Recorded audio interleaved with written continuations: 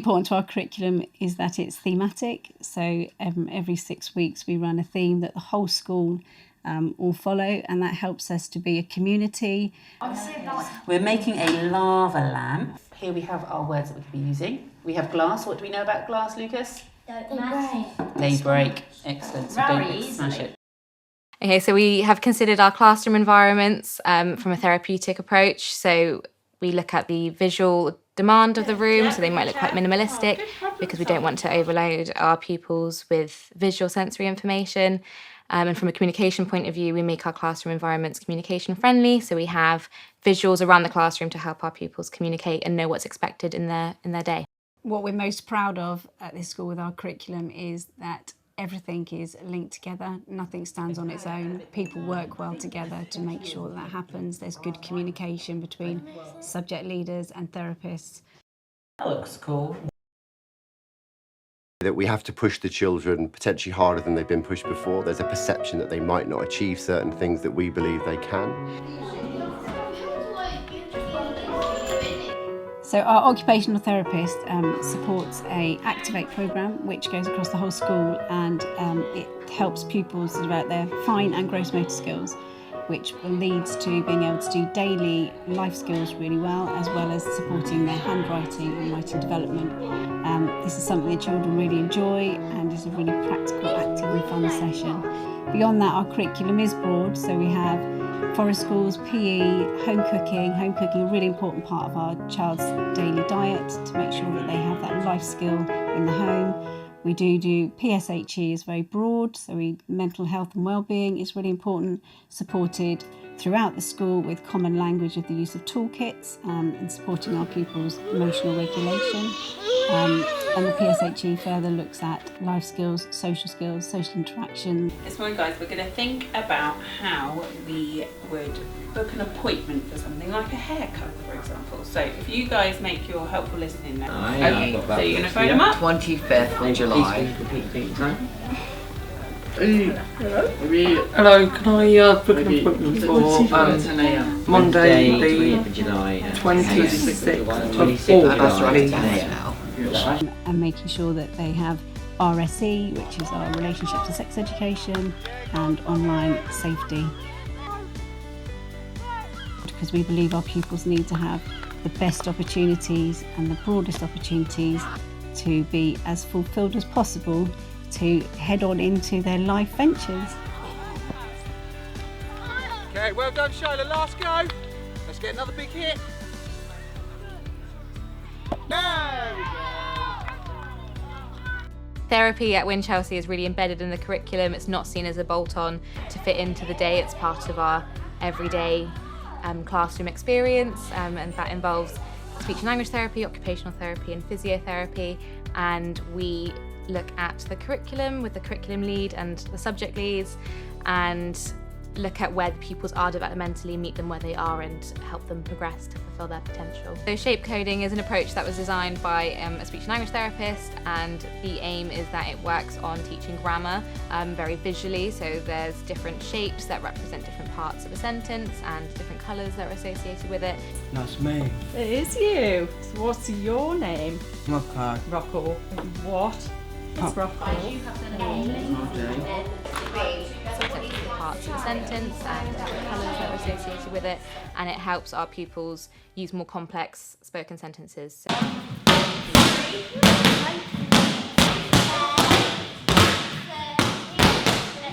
We split into pathways to make sure that the learning is always as relevant as possible for our pupils. We are going to look at the ball push, but the objective that we're looking for is actually you measuring today accurately. 3, 2, 1, push. Well done, Lola. Fixable one. Are we measuring it from back there? What are we doing? So no, from where? From the chair. From the chair. So Millie's group, you're on this one. Okay. Okay. Okay, put your pen down.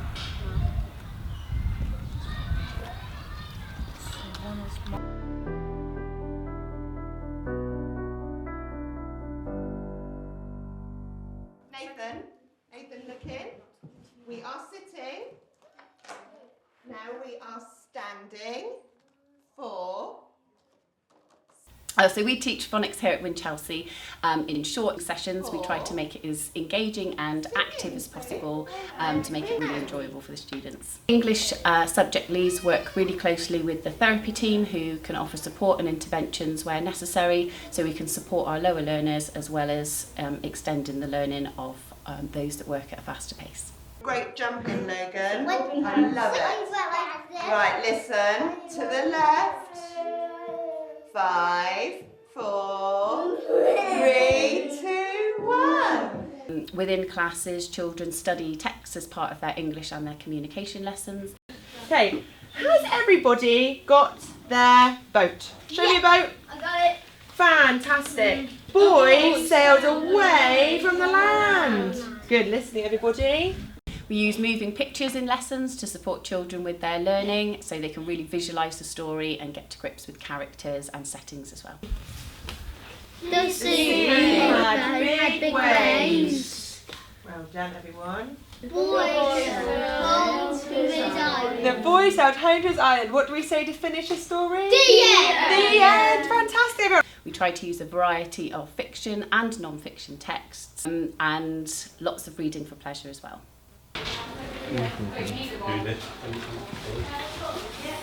At Winchelsea, speech and language therapists, an occupational therapist, a physiotherapist and therapy assistants, and we work modelling therapeutic strategies and approaches for the class teams to then use themselves, or we do a lot of training where we will work with class teams to explain the different therapy approaches and why we use them and why they're really important. And we also do work one-to-one or in small groups with pupils as well. It's like Lego therapy, where we work on social skills, so that involves working together to build a Lego model. It can be working on their speech sound production, or in the room we have sensory equipment, so that will be going on the swing and regulating yourself from a sensory perspective, learning how to move your body in different ways. So Story Size is a really good example of our physio working really closely with our PE lead to develop a Wake and Shake programme. That's our morning programme for physical activity that is as purposeful as possible and enjoyable for our pupils. Now, millions of years ago there were dinosaurs, and we find them in fossils today in big circles. Can you remember the name of them? Yes, ammonite. It's a Tyrannosaurus Rex! Big feet, little hands. So it incorporates a story with exercises, so children are loving stories and they are following the movements from the stories, but secretly they are also having the really important exercises they need to develop their strength and core stability and stamina.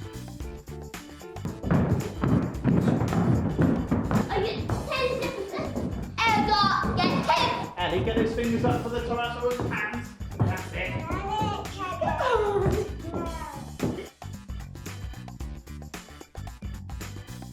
I like doing different things, different stuff I learned, and going on like walks and running.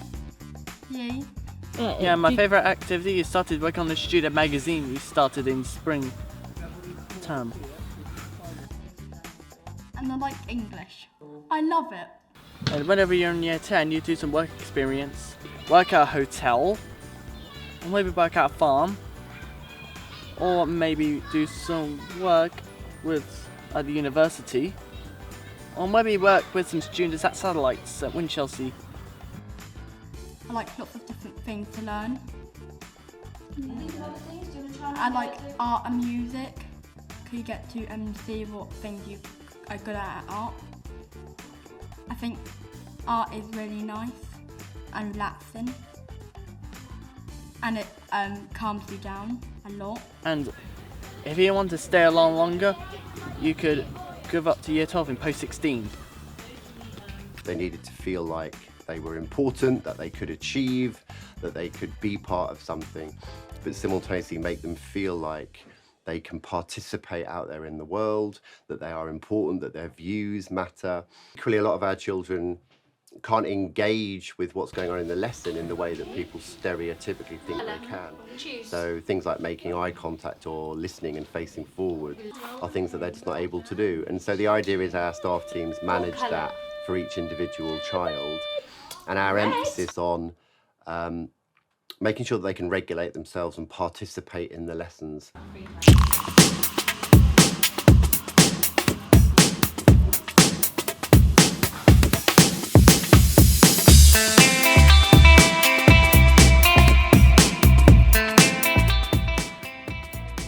Sensory feeding is a programme that's designed by our occupational therapist and our speech and language therapist. And we went into classes and showed them how to do it, and now the class teams run it themselves. So it involves having lots of different textures and encouraging pupils to explore them in different ways. So starting with using utensils, so touching with their hands, with their face, and smelling and tasting. Most of our families are concerned about how they'll function in the real world. You'll heard of the phrase life skills. We embed life skills throughout the whole of our curriculum. We have to drive forward some of the more academic elements of it, particularly things with phonics, reading and mathematics. But we tend to apply those in real life situations. They are going to need to be able to get the bus or buy things. And so much of our delivery is through real life situations, telling the time, adding money. For example, we also have a cafe on site. So 2 eating in, please, so on a plate. 2 cheese toasties. So the children are encouraged to go and purchase things in a safe environment so that when they go out into the real world, they practice that transaction and they know what they're doing in the future. And so our attitude is to demonstrate to themselves that they can go out and do these things. And that allows us then to show parents that they can do these things, which encourages them to go out and do things. So the idea is that we are rehearsing lots of things they'll do in real life when they leave us, so that actually they can see they are able to do these things for themselves in the future. Everything we do is designed to then be replicated within the families. And so we work really, really closely with all of our families, listen to the things they've got to say. We have a huge amount of activities that go on outside of school time that parents can participate in and bring their children, because we are really mindful that we only have a limited amount of time that we can have an impact. And so if we can empower the families to add to that impact, then it's more likely the children will succeed in whatever they want to do. Oh, hang on, how is it? Yeah, it's far too big. Let's try that. Let's try the next one.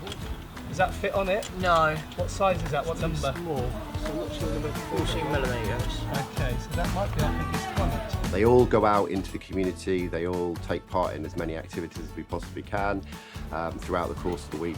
Significant numbers of children are actually not on site, they're out doing things, and we do that as a regular basis. The idea is they leave here with as many qualifications as they can have, but also that they're ready to participate in what they want to do next.